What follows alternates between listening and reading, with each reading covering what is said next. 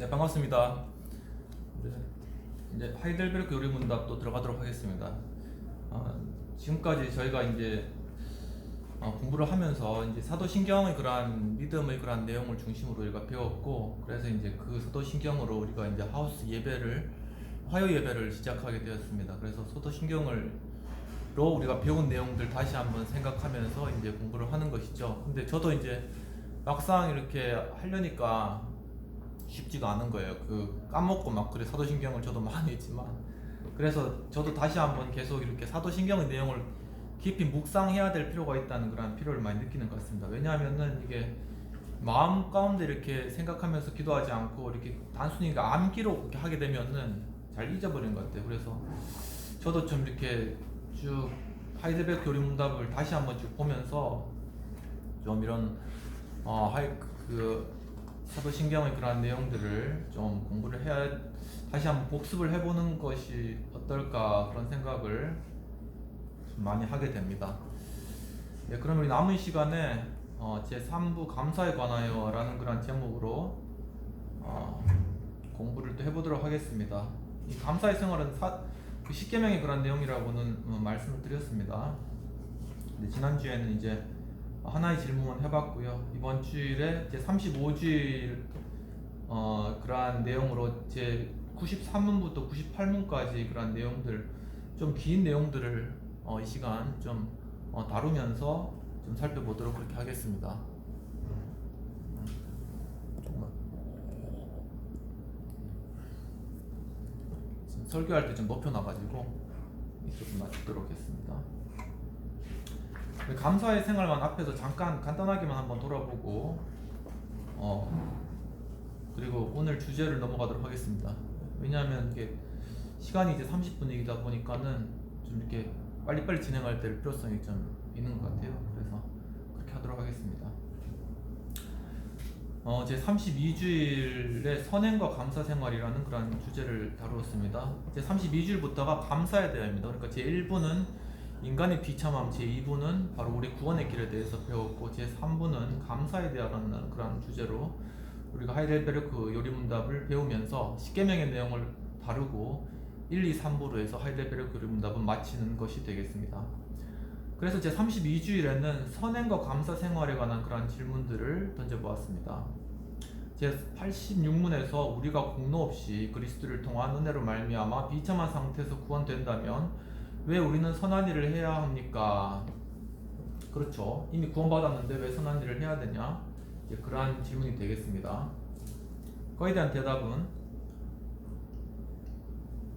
그리스도는 그의 피로 우리를 사주신 후에 역시 그의 성령을 통하여 우리가 전 마음으로 그의 선행에 대하여 하나님께 감사를 드리고 우리를 통하여 찬양되도록 그 형상으로 우리를 새롭게 하시기 때문입니다. 또 우리 자신도 신앙의 열매로서 우리의 믿음이 확실해지도록 하는 것과 우리의 경건한 변화로서 우리의 이웃을 그리스도에게로 인도하고자 합니다. 라는 것에 대한 대답이 되겠습니다. 즉 우리가 예수 그리스도를 믿고 은혜를 받아서 구원을 얻으면은 바로 그 결과로 우리가 선한 일을 하게 된다는 그러한 의미가 되겠습니다. 자연스럽게 되는 거죠. 막 억지로 이제는 구원받기 위해서 하는 것이 아니라. 그래서 바로 그러한 열매다라는 것이 86문의 그러한 대답이 되겠습니다. 그리고 87문에는 그러면 감사치 않고 회개치 않은 상태에 머물러 하나님께로 돌이키지 않는 자들은 구원을 얻을 수 없습니까? 그러죠. 그 대답은 결코 없습니다. 왜냐하면 성경이 말하는 것처럼 음란한 자, 우상 숭배하는 자, 간음하는 자, 도적질 탐욕하는 자, 술 취하는 자, 신성모독자, 강도 그리고 그와 같은 자들은 하나님 나라를 상속받지 못할 것이기 때문에, 한마디로 자신의 욕심을 따라 살아가는 사람입니다. 그러니까 자신의 육신적인 욕심을 따라서 이렇게 살아가는 사람들에게는 이렇게 하나님 나라 상속받지 못하는데, 그 이유는 바로 그런 사람들에게 예수 그리스도께서 계시지 않기 때문인 것이죠. 그리고 만약에 예수 그리스도를 영접했다면은 성령께서 그를 이렇게 변화시켜 나가실 것이다 라는 그런 의미입니다. 그렇지만 이제 그런 과정에 시간이 필요한 것 같아요. 그래서 그리스도를 믿더라도 계속적으로 이렇게 육신과 싸우면서 정말 하나님을 닮아 나가는 그런 과정이 있고, 그 가운데 막 엎어지고 막 꼬꾸라지고 막 여러 가지 일이 많이 있어요. 그렇지만은 그 가운데도 하나님께서는 끝까지 붙드신다. 이게 견인의 신앙이거든요. 끝까지 하나님 붙들어서 우리를 천국 백성 만드신다 라는 것이 이제 성경의 그런 중요한 내용이니까 여러분들도 저도 마찬가지입니다. 끝까지 이 신앙을 지켜가기를 주님의 이름으로 축원합니다. 제33주일 참여와 쇄심에 관하여서 88문부터 92문까지 다뤄보았는데요. 제 88문에는 진정한 참 회개나 인간의 회개는 몇 가지로 성립됩니까? 라는 그러한 질문을 던져보았습니다. 여기에 대한 대답으로 옛사람의 죽음과 새사람의 부활, 이 두 가지가 성립되어 있다라는 그러한 의미가 되겠습니다. 그리고 89문 옛사람의 죽음이란 무엇입니까? 죄를 지음으로 탄식하며 그것들을 점점 미워하고 회피하는 것입니다 라는 것이 대답이 되겠고요.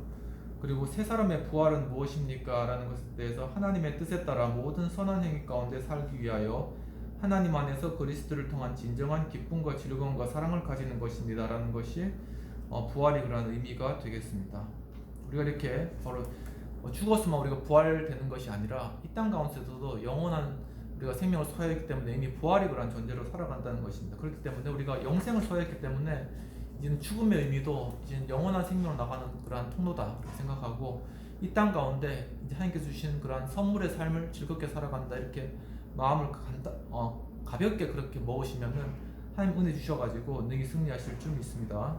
제 91문은 어떤 것이 선한 일들입니까? 대답은 홀로 하나님의 법에 따라 참 믿음에서 그에게 영광을 돌리기 위해 이루어지는 행위들이며 우리의 선한 생각이나 인간의 규정에 근거된 것은 아닙니다. 그렇죠. 우리 인간의 생각이나 인간의 규정에 근거된 것이 아니라 하나님의 법에 따라서 이루어진 것이 선한 것이다 라는 것 중요한 그런 내용이 되겠습니다. 그리고 제 34주일에 지난주일에 제 92문만 다루었는데 주님의 계명은 어떠합니까? 그렇게 이야기했습니다. 우리가 그리스도인으로서 이제 감사의 생활을 살아가야 되는데 그러면 우리가 이렇게 따라가야 될 그러한 삶은 모범의 본은 어떤 것일까? 그런 의미가 되겠습니다. 그러니까 십계명이죠. 이제 십계명인데 이제 그게 이제 과거에 유대인들에게는 이 십계명이 이제 구원받기 위한 조건이어가지고 이것을 지키지도 못하면서 이제 힘들게 그렇게 이제 끙끙 앓으면서 살아가는 게 유대인의 그런 풍습이었습니다. 그래서 십계명에서 이제 파생해서 수많은 그런 법들을 해야 되는 것, 하지 말아야 되는 것 엄청나게 많이 있습니다. 그러니까 그것이 도리어 큰 짐이 되는 거죠. 그런데 우리 믿는 사람들에게는 이러한 계명 자체가 바로 우리의 삶을 살아가는 하나의 지침이 되고 그것을 순종할 수 있는 능력도 성령께서 주셨고 그래서 도리어 이것이 기쁘게 우리가 순종하며 살아나갈 수 있다라는 그런 사실들을 우리가 한번 생각해보면 그러면 좋을 것 같습니다. 주님의 계명은 거기에 대한 대답은 이제 첫 번째 계명이 나는 너를 애굽 땅 종되었던 집에서 인도하여 낸 너의 하나님 여호와로다. 너는 나 외에는 다른 신들을 내게 있게 하지 말지니라. 그렇죠. 다른 신들 있게 하지 마라. 우상 숭배하지 마라. 그리고 두 번째는 너를 위하여 새긴 우상을 만들지 말고 또 위로 하늘에 있는 것이나 아래로 땅에 있는 것이나 땅 아래 물속에 있는 것이 아무 형상이든지 만들지 말며 그것들에게 절하지 말며 그것을 섬기지 말라. 나 여호와 너희 하나님은 질투하는 하나님인즉 나를 미워하는 자에게 갚되 아비로부터 아들에게 3, 4대까지 이르게 하려니와 나를 사랑하고 내 계명을 지키는 자에게는 1000대까지 은혜를 베푸느니라. 즉 우상 숭배할 뿐만 아니라 우상 만들지 말고 거기에 절하지도 말고 그걸 숭배하는 그런 행위를 하지 말 것은 그 이유는 하나님은 한 분만 섬겨야 되는데 그런 다른 것들을 섬기는 것은 하나님께서 질투하신다는 거예요. 그 질투가 제일 무서운 거죠. 시기 질투. 여자들에게서 굉장히 무서운 겁니다. 그게 거의 이제 이혼 사회의 첫 번째인 거죠. 그러니까는 이와 마찬가지로 하나님에 대해서 철저해야 된다라는 것을 의미하는 것입니다. 제4계명 안식일을 기억하고 거룩히 지키라. 엿새 동안 힘써 내 모든 것을 행할 것이나 제7일은 너희 하나님 여호와의 안식일인즉 너희나 내 아들이나 내 딸이나 내 남종이나 내 여종이나 내 육축이나 내 문안에 유하는 계기라도 아무 일도 하지 말라. 이는 엿새 동안 나 여호와가 하늘과 땅과 바다와 그 가운데 모든 것을 만들고 제7일에 쉬었음이라. 그러므로 나 여호와가 안식일을 복되게 하여 그날을 거룩하게 하느니라. 즉 이렇게 주님께서 천지창조를 6일 동안 하시고 7번째 날에 쉬셨기 때문에 그 안식일을 우리도 거룩하게 지켜야 된다. 그래서 유대인들은 안식일을 철저히 지킵니다. 그런데 이 안식일이 예수 그리스도도 오고 이 땅에 오시고 또한 십자가에 죽으시고 부활하시고 승천하신 이후에는 바로 이렇게 부활이 그런 의미로 바뀌어진 거죠. 그래서 그리스도의 부활을 그런 생각하고 기념하는 그런 날이 되겠습니다. 그래서 그날에 뭘 어떤 걸 하지 말고 그런 것이 아니라 주님을 생각하면서 예수 그리스도의 대속적 죽으심과 또한 우리를 위한 베푸신 은혜 그리고 부활 그리고 다시 오실 주님을 기대하면서 우리 자신이 그것에 대해서 이렇게 순종하면서 예배하면서 기뻐하면서 그렇게 보내는 것이 안식일의 그런 참 의미인 거죠. 왜냐하면 예수님께서 이 땅에 오셔가지고 바로 내가 안식일의 주인이다 그렇게 말씀하셨기 때문인 것입니다. 그리고 제 5계명부터 사람과의 관계에 관해서 내 부모를 공경하라 그리하면 너 하나님 나 여호와가 내게 준 땅에서 내 생명이 길리라. 제 6계명 살인하지 말지니라. 제 7계명 간음하지 말지니라. 제 8계명 도적질하지 말지니라. 제 9계명 내 이웃에 대해서 거짓 증거하지 말지니라. 제 10계명 내 이웃의 집을 탐내지 말지니라. 내 이웃의 아내나 그의 남종이나 그의 여종이나 그의 소나 나귀나 물은 내 이웃의 소유를 탐내지 말지니라. 바로 이렇게 5계명에서 10계명까지가 우리 이웃들과의 그런 관계인데 보면 결국 다 탐심과 관련돼 있는 것입니다. 그러니까 탐심, 어떤 것을 탐해가지고 그것을 취하려고 하다 보니까 사람도 죽이게 되고 또 간음하게 되고 또 도적질하게 되고 거짓말하게 되고 그렇게 되는 것이죠. 바로 그 탐하는 마음과 반대되는 마음이 바로 사랑하는 마음입니다. 그렇기 때문에 우리가 하이델베르크 요리 문답 제일 첫 번째도 하나님께서 말씀하신 이 계명을 무엇을 말씀하셨느냐, 우리의 죄를 깨달을 수 있는 그러한 율법이 무엇이냐고 했을 때 바로 이 계명을 압축해 놓은 것, 예수님 말씀하신 것이죠. 내 이웃을 내 몸과 같이 사랑하라. 내 하나님을 사랑하고 내 이웃을 내 몸과 같이 사랑하라. 하나님 사랑, 이웃 사랑인데 바로 그 사랑의 반대, 그 반대편에 있는 것이 탐심이라는 겁니다. 즉 나를 위하는 거죠. 이 사랑은 다른 사람을 위하는 거고, 그렇기 때문에 바로 그것을 인간이 지키기가 힘든다는 것입니다. 왜냐하면 인간의 마음가운데 죄가 있어서 탐심이 있기 때문에 자신의 소욕을 따라서 살기 때문에 인간으로서는 바로 그것을 극복하고 다른 사람을 사랑할 수 있는 그런 존재가 없다는 것이죠.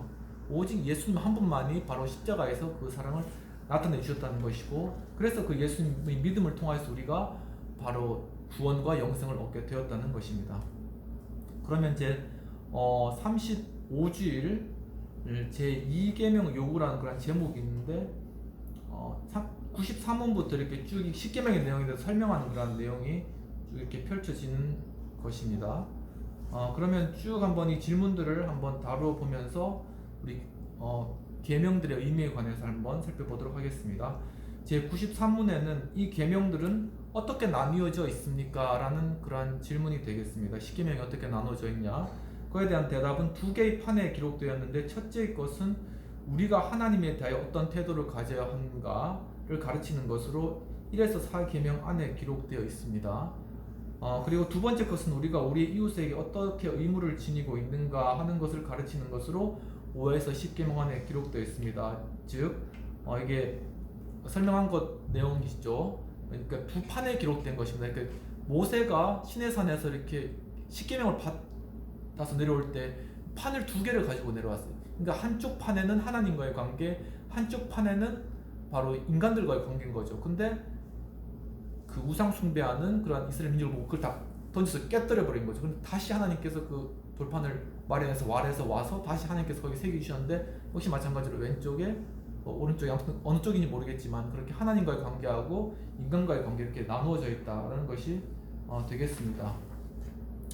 근거되는 구절 모세의 이야기를 한번 살펴볼까요? 출애굽기 34장 8절에 모세가 그 빛 땅에 엎드려 경배하며 10계명을 받을 때 내용입니다. 신명기 4장 13절 여호와께서 그의 언약을 너희에게 반포하시고 너희에게 지키라 명령하셨으니 곧 10계명이며 두 돌판에 친히 쓰신 것이라. 그리고 마태복음 22장 37에서 39절 예수께서 이르시되 내 마음을 다하고 목숨을 다하고 뜻을 다하여 주 너의 하나님을 사랑하라 하셨으니 이것이 크고 첫째 되는 계명이요 둘째도 그와 같으니 내 이웃을 내 자신과 같이 사랑하라 하셨으니.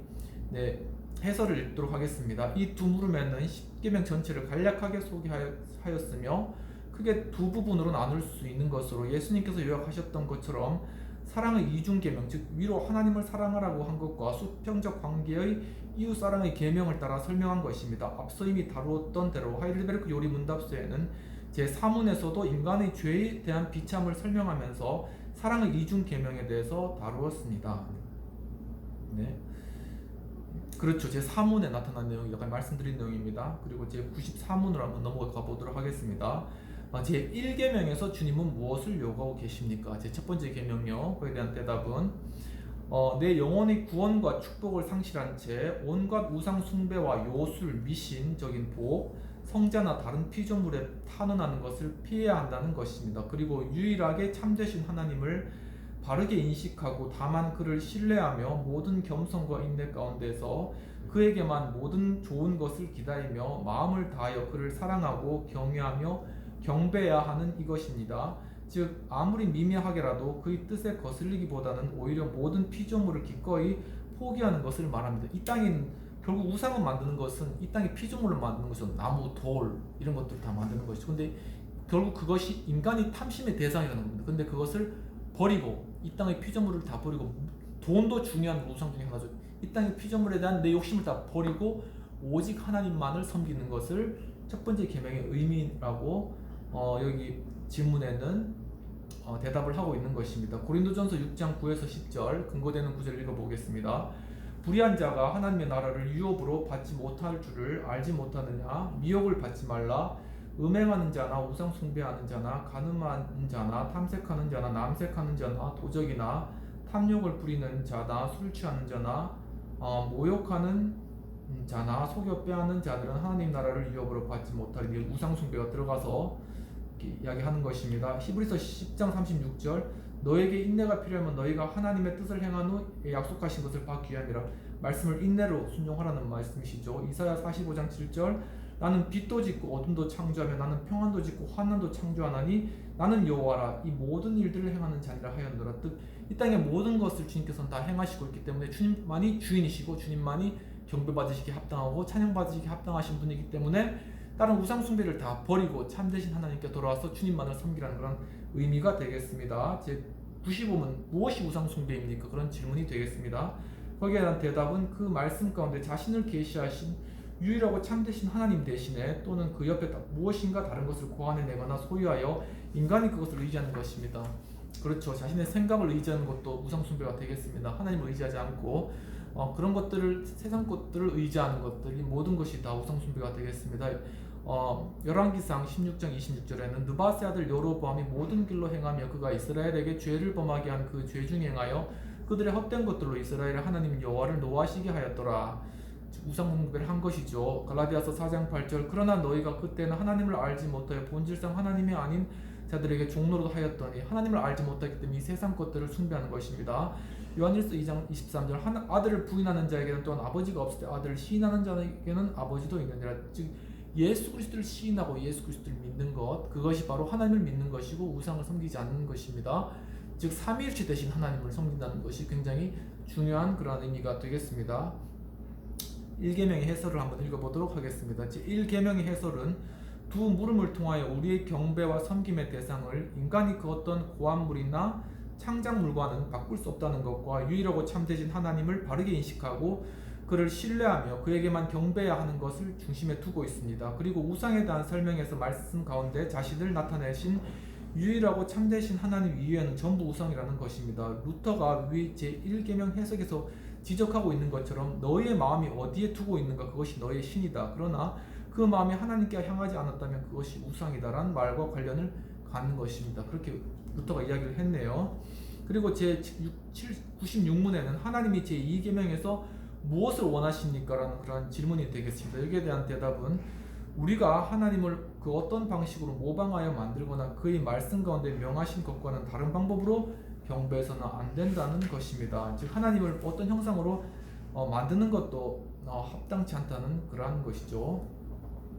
한번 근거되는 구절을 또 한번 읽어보도록 하겠습니다. 조금 긴데 천천히 읽어보도록 하겠습니다. 신명기 4장 15에서 19절 여호와께서 호렙산 불길 중에서 너에게 말씀하시던 날 너희가 어떤 형상도 보지 못하였은즉 너희는 깊이 삼가라. 그리하여 스스로 부패하여 자기를 위해 어떤 형상이든지 우상을 새겨 만들지 말라. 남자 형상이든지 여자 형상이든지 땅 위에는 어떤 짐승의 형상이든지 하늘에 나는 날개 가진 어떤 새의 형상이든지 땅 위에 기는 어떤 곤충의 형상이든지 땅 아래 물속에 있는 어떤 어족의 형상이든지 만들지 말라. 또 그리하여 내가 하늘을 향해 눈을 들어 해와 달과 별들 하늘 위의 모든 천체 곧 너희 하나님 여호와께서 천하 만민을 위하여 배정하신 것을 보고 미혹하여 그것에 경배하며 섬기지 말라. 즉 하나님께서는 하나님의 형상대로 인간을 만드셨는데 바로 그리고 모든 천지 만물을 인간에게 다스리고 정복하고 또한 다스리라고 하셨는데 도리어 인간이 그것에 대해서 경배하고 그것을 숭상한다는 것은 있을 수 없는 일이죠. 그것을 하나님께서는 굉장히 미워하신다는 그런 의미가 되겠습니다. 그런데 또 이렇게 이렇게 예술 작품을 만들거나 그것을 하지 말라 그런 의미는 아니에요. 그리고 뭐 어떤 놀이기구나 가면 여러 가지 뭐 형상들도 있잖아요. 그것을 만들지 말라 그런 것으로 아주 엄격 해석할 수도 있겠지만은 그렇지만 이제 그런 것들이 그냥 어떤 예술이나 그럼 그런 것들을 표현하기 위한 것이라면은 그런 것들은 허용되는 것이라고 생각됩니다. 문제는 뭐냐면은 그런 것들을 숭상하고 그것이 정말 살아있는 것처럼 그것을 신으로 섬기는 그것이 문제인 것이죠.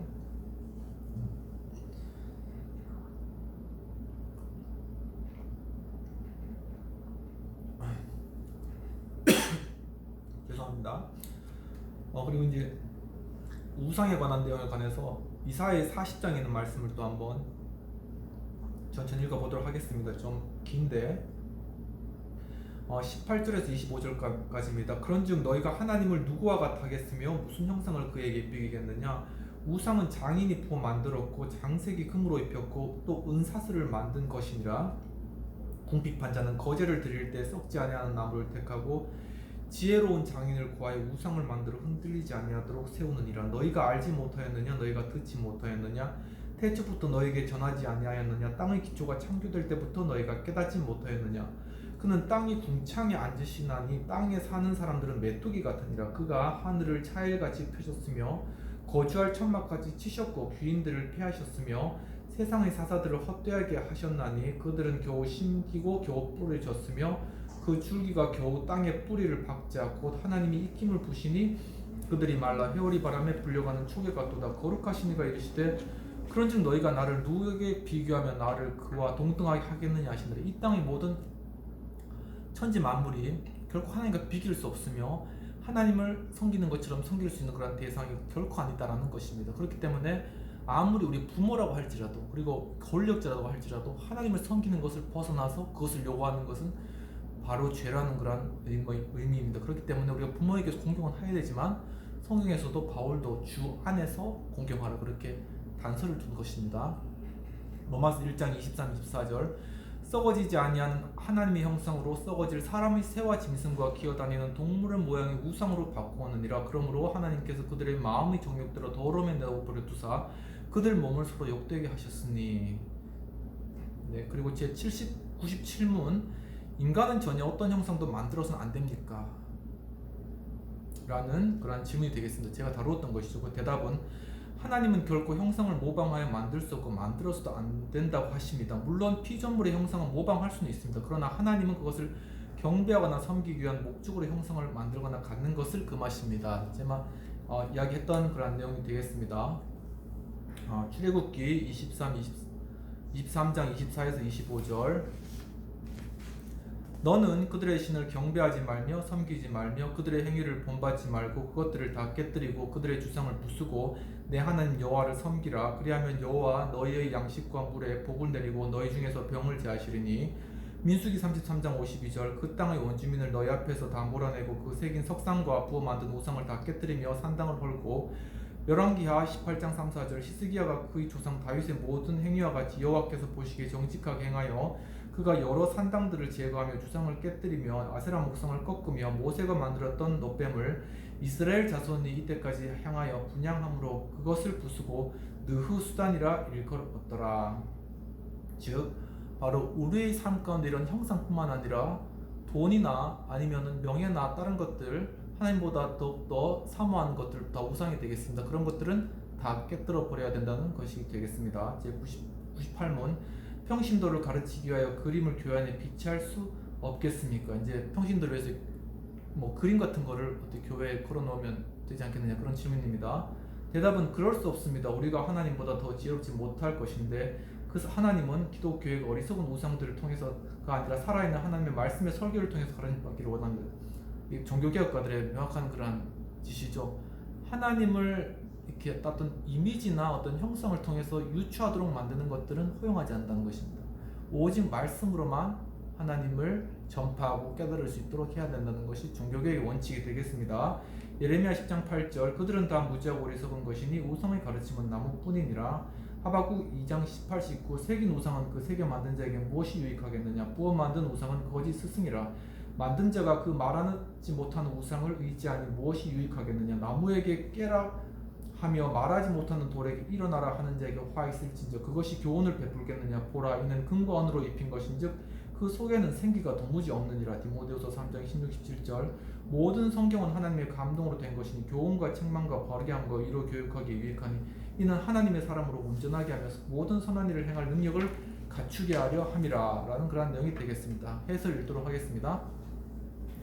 하이델베르크 요리 문답서는 제2계명을 세 가지 질문으로 나누어 대답하고 있는데 경배나 섬길 목적으로 어떠한 형상을 만드는 것을 금하고 있다고 하였으며 교육을 위한 수단으로서의 그림 사용까지도 금하고 있습니다. 이러한 해석의 의도는 종교개혁자들이 로마 가톨릭 교회 모순에서 발견한 하나님의 말씀과 그 말씀이 설교에서만 하나님을 이해할 수 있다는 데 놓여 있다고 할 것입니다.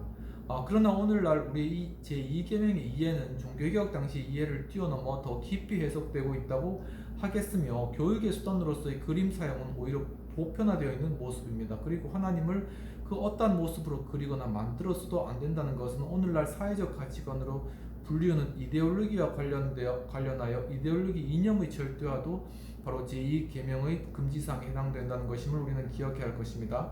자본주의 또는 공산주의 절대화 문제. 그렇죠. 그러니까 아주 이 땅에는 바로 이 모더니즘 그리고 포스트 모더니즘 이 시대에 바로 새로운 우상이 바로 이데올로기라는 그런 우상이 생겨났던 것입니다. 어떤 자본주의 아니면 어떤 공산주의라는 이념 자체를 우상하고 섬긴다는 것이죠. 거기에 자기 목숨을 건다는 것입니다. 그것도 하나님을 섬기는 것에 벗어나는 우상이라는 것입니다. 그렇기 때문에 바로 그러한 이데올로기들이 그러한 어떤 가치들이 우리의 삶을 윤택해주고 또한 우리의 삶을 바로 하나님께로 향할 수 있게 하는 그런 하나의 도구로서 사용될 수는 있지만 그것들이 결코 우리가 숭배하거나 우리의 목숨을 걸어야 되거나 거기에 우리가 그것을 숭상해야 될 그러한 가치는 아니라는 것이죠. 바로 그러한 이데올로기의 그러한 최종판이 바로 저 북한에 있는 김일성, 김정일 그리고 김정은 바로 그 동상 앞에서 절하고 그 사진 앞에서 절하고 한 그러한 것이 되겠습니다. 즉 이데올로기 바로 공산주의라는 이데올로기에 그것을 숭상하고 그것을 경배하는 것이 되겠습니다. 바로 그렇기 때문에 바로 그러한 이데올로기로부터 우리가 온전한 해방을 경험하기 위해서라도 정말 온전히 하나님을 섬기는 이러한 참 믿음의 신앙을 우리가 가지는 것이 꼭 필요하며 또한 앞으로의 통일 그리고 우리가 한반도의 그러한 통일과 또한 북한이 못 살잖아요. 정말 그 지하교회 사람들 정말 힘들게 신앙생활 하잖아요. 정말 그들이 자유롭게 주님을 예배할 수 있는 그리고 하나님만을 섬기게 한 그러한 정말 해방과 자유를 우리가 이루기 위해서라도 우리 통일을 위해서 우리가 함께 기도하고 우리가 노력해야 된다는 그러한 뜻과 함께 바로 그 통일을 위한 제 첫 번째 조건이 바로 하나님을 섬기고 하나님을 따라서 이 일들을 행해 나가야 된다는 그러한 것이 되겠습니다. 그러면 우리 기도하고 오늘 하이델베르크 요리문답 제35주일을 마치도록 하겠습니다. 하나님 아버지, 오늘도 하이델베르크 요리문답 제35주일 공부할 수 있도록 인도해 주시는 감사합니다. 주님, 이제 우리가 주님 말씀에 따라 성령을 힘입어 우리 모든 우상을 다 버리고 마음가운데 탐욕, 욕심뿐만 아니라 물질의 욕심, 권력의 욕심, 명예의 욕심, 또 이 세상의 이데올로기에 대한 욕심, 모든 욕심 다 버리고 주님만을 따라서 정말 하나님만을 섬김으로 정말 이 땅 가운데 참 하나님의 뜻을 이루고 또한 저 북녘 땅에도 정말 하나님을 자유롭게 섬길 수 있는 그러한 땅으로 변화되어져 가도록 통일의 길들을 열어주시고 함께해 주시옵소서. 주님이 오늘 이렇게 예배드릴 수 있는 하우스 처치, 하우스 카페의 장소를 주님께서 축복하여 주셔서 이 가운데서 참 귀하게 여러 정치적 또 사회적 많은 것들이 토론되며 서로 이야기되므로 참으로 하나님의 참 가치를 실현하는 그런 공론장으로서 역할들 잘 감당할 수 있도록 도와주옵소서. 감사하고 모든 말씀 우리 주 예수님 이름으로 기도합나이다. 아멘. 장시간 시청해주셔서 감사합니다. 다음 주에 또 뵙겠습니다. 36주일 세 번째 계명의 요구 질문으로 다시 뵙겠습니다. 감사합니다.